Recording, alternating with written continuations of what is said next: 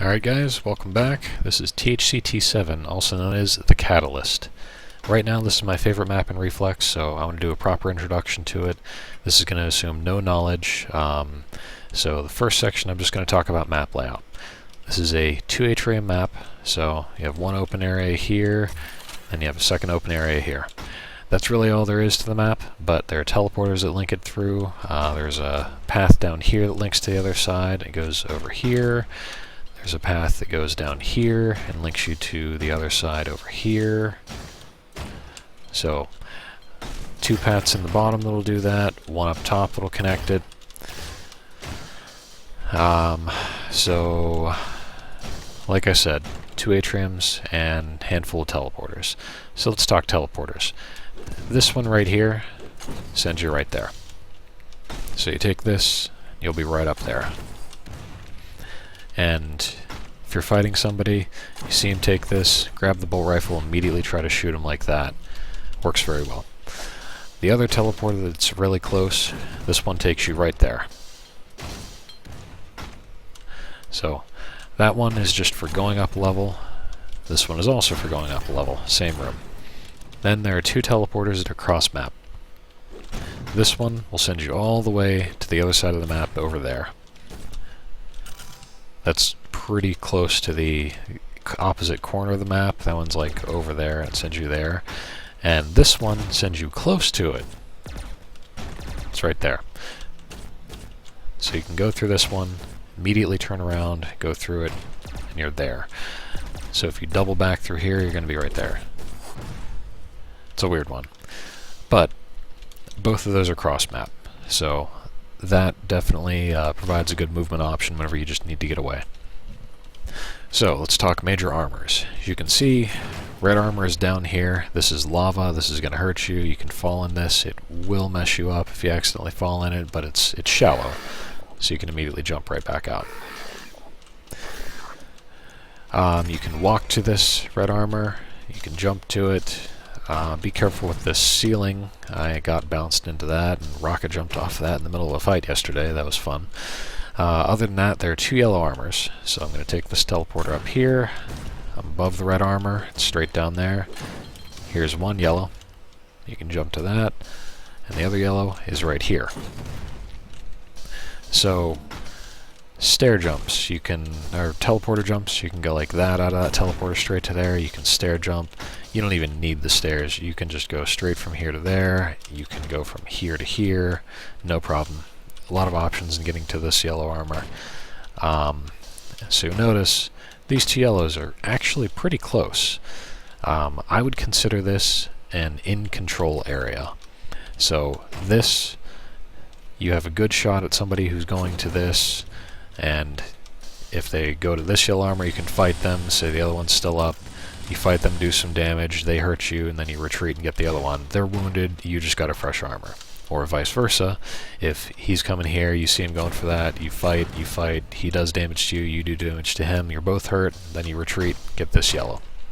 So this spot is what I'd consider the best in-control area. Not only do you have easy access to the 2 yellows, you can hop straight down to the red, and also you have a 50 health here. You can take sniping shots at somebody who's taking these teleporters and going for the railgun there. Bolt rifle, you can take sniping shots at people there. You can shoot at them here. So this area is really the best area to be in. You have to do a little bit of moving around, listen for your opponent, figure out what he's doing, make sure he doesn't steal a red from you, because you do have to hop down to get to it. But that's definitely the strongest spot in the map.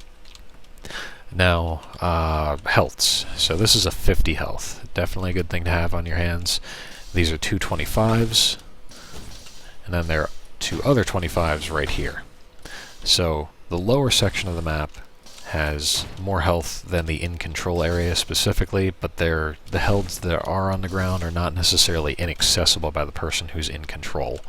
So it's not like he has to go down here to get to the 25s or something. That would be a major inconvenience for him. And then the other major health we should talk about, mega health, is up here. So it's too tall to jump to on your own, but there are a number of trick jumps you can do. Obviously, you can rocket jump to it from here. One of the things I do whenever I'm getting to it from over here is I do a light rocket jump. So I just jump and fire it at a lower floor, and it does less damage to me, like that did maybe 18 damage or less. So that's a nice way to get to it without hurting yourself too much, and you do it quickly. If you really don't want to hurt yourself, or if you don't have a rocket launcher, you can use these stairs. And this is tricky. I'm not as good at this one as I should be, but you can kind of do a circle jump toward it, and then it'll stifle the jump, and then you can get up to it.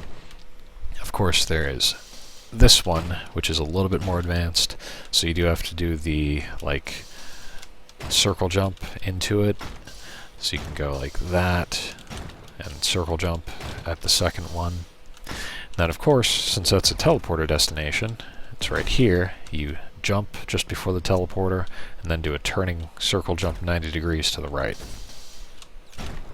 So that's a good one to practice. Very handy. Realized whenever I was talking about map layout, I didn't show this. This is a jump pad. Very simply goes up. You have two options. You can either go to the Mega, or you can go to the grenade launcher. So, let's talk about the weapons real quick. Ion cannon is here. Ion cannon is kind of important in this map for the straight up one-on-one fights, like whenever you're not just taking rocket pot shots and rail bolt rifle returns, exchanges between people. So it's a good thing to grab your hands on if you get a chance. The in-control guy is almost guaranteed to have it. The out-of-control guy, if he knows that his opponent is like waiting for that yellow armor, then you can do this, and it's safe, because if you're over here, it's just barely too low for you to like really see them whenever they teleport, unless you're zoomed in, and I don't even know if you get the right angle on that. So if you do that jump, I'm pretty sure you're close to unhittable. Sometimes I don't even know that people have made that jump on me whenever I'm over here, but if they're here, they might be able to ion cannon you down before you get to it, or you'll take a ton of damage. So be careful with getting to the ion cannon, but it is an important weapon to have. So next, rocket launcher. This one's an easy one for the guy who's in control. Then there's an easy one for the guy who's out of control. So this isn't going to be in the line of sight of the guy, because he's going to be up here camping that. So you can take that whenever you want. Shotgun's over here. Shotgun is actually really strong for these pillars. If you can dodge some rocket spam and stuff like that, you can do a ton of damage with this, and that could turn the game around for you. Bolt rifle is here. So bolt rifle being in a relatively out of control position is a nice thing, because you can use it to your advantage to get a couple shots, run away, and try to get him down and be able to regain control like that. The grenade launcher is up here. So this is something where there are some good uses for it on this map. Like if you know somebody's going for the mega health, you can kind of spam that. But beware, because he can take this teleporter and immediately turn around and fire at you. If you have grenade launcher and you're trying to get him away from that, you can do this. Another good use of the grenade launcher, if your opponent's trying to get to the red armor, you can kind of spam down here and be unhittable. And that will be pretty dangerous for him. You really, if you're down there and he's spammed grenades, you don't want to jump on that. You're going to have to wait until he stops, or you're going to have to find a way to make him stop. So that's a handy use of the grenade launcher. Did I cover the weapons? I guess I forgot the plasma gun. Oh, speaking of plasma gun, since it's right here, and right now plasma climbing is pretty strong, believe it or not, it's not that difficult to get the right angle to do that. It doesn't do too much damage. Clearly I'm not that well practiced in plasma climbing, but you can do that. I've seen people do it in matches. So the out of control area, as I mentioned, you're going to be running around low in this area. You've got access to armor shards. There are 15 here. There are 20 over here. So if you don't have access to a yellow armor, there's no green on the map, but you do have 35 shards worth of armor. And it's nice to stack up on those, because if you do get the 35 shards and then your opponent neglects to pick up a yellow armor, then you will be able to retain that. You'll have 135 armor rather than just 100. So pick up those whenever you can. The plus health pickups, plus 5 healths, aren't quite as big a deal, because they're going to tick down. And as you can see, this is an extra 20 for the guy who's in control, 20 shards. So, say your opponent has full control. He's just got the red. Let's say the yellows are down, and what he's doing is he's camping this area. Yellows aren't up, reds aren't going to be up for a while. He's looking for you, he's trying to do damage, he's spamming. He might even chase you and force you into a bad position.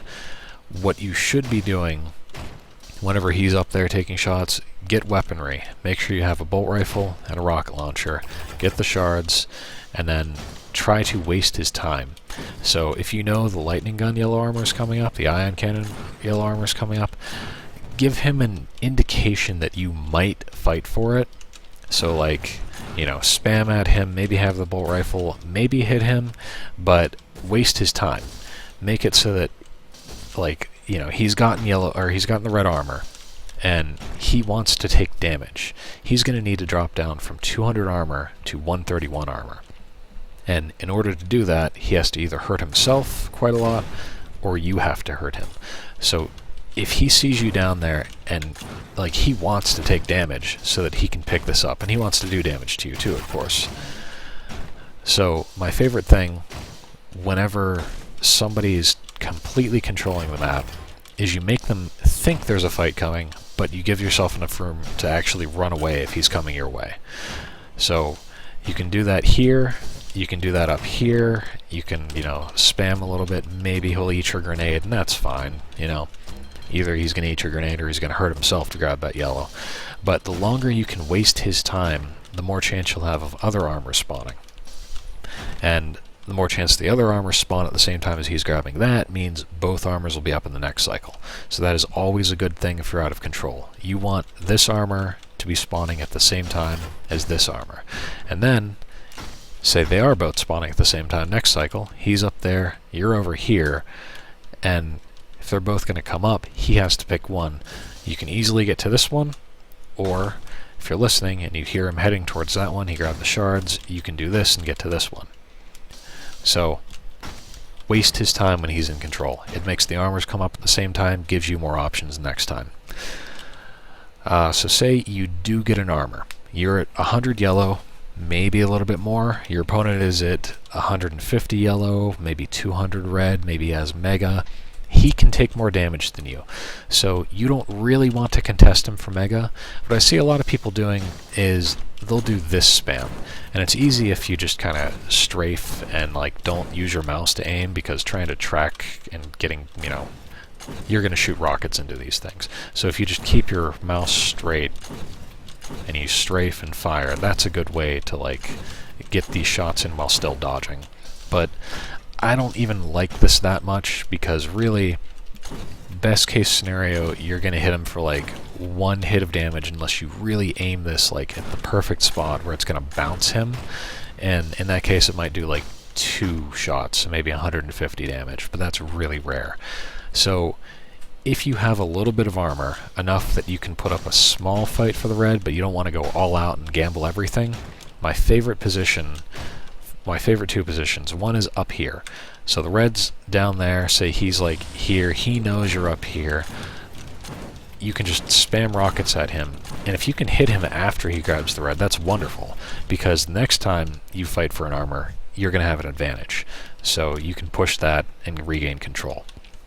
But you don't even need to jump down there. On the other hand, if red spawns and he's still down here and he's waiting for your spam to end, just hop down and take it, ion cannon, do that sort of thing.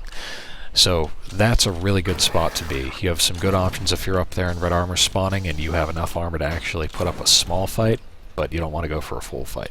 The other good position, if your opponent's already up high and you don't want to be waiting up there, is right here. So it's nice if you have a bolt rifle, because you can do that. Nice if you have ion cannon to track, rocket launcher to bounce him. And the good thing about being here is that if you get into a fight and you hit him with a good rocket and bounce him, you can immediately jump over here, go straight for the red. Or if you get into a fight and he nails you with a direct, you can retreat. You got 50 health down here, you got 50 health there, you might have an armor here. Like, there are just so many good options simply by waiting here for the fight rather than engaging here and being in the pillars. I see a lot of people who decide to go for these fights on the red whenever they have like, you know, they're 100-100. They have 1 yellow armor. Their opponent is going to have like an extra 100 stack, so they'll have red armor or mega health, and they're fighting here. This is a gamble. You know, you might get a good bounce and knock him around, knock him back into the lava, but you can't rely on that. So there's a good chance you're just going to throw a frag away and lose that extra armor that you've fought for. So I don't like to do that. So again, my important suggestion here is, if you do sneak in armor, don't go for a full-out fight for the red. Snipe your opponent. Try to get a rail in. Try to just hit him with the spam rocket, and once you do get that, that's where you can make a full push for the red armor. That's a good thing to do.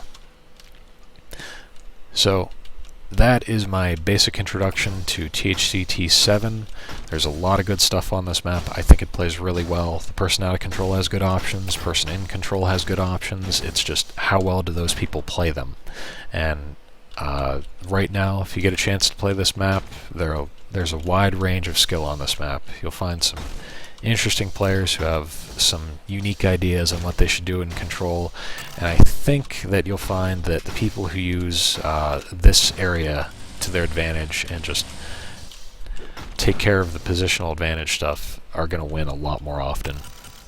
So anyway, if anybody has any questions on this, feel free to send me a message on IRC or Steam. Feel free to join the Tau Squared channel on IRC. I'd love to talk to you guys. So hopefully soon I'll be getting to review some demos on this, and I'll put those up on the channel as soon as I can. Thanks for watching. Bye.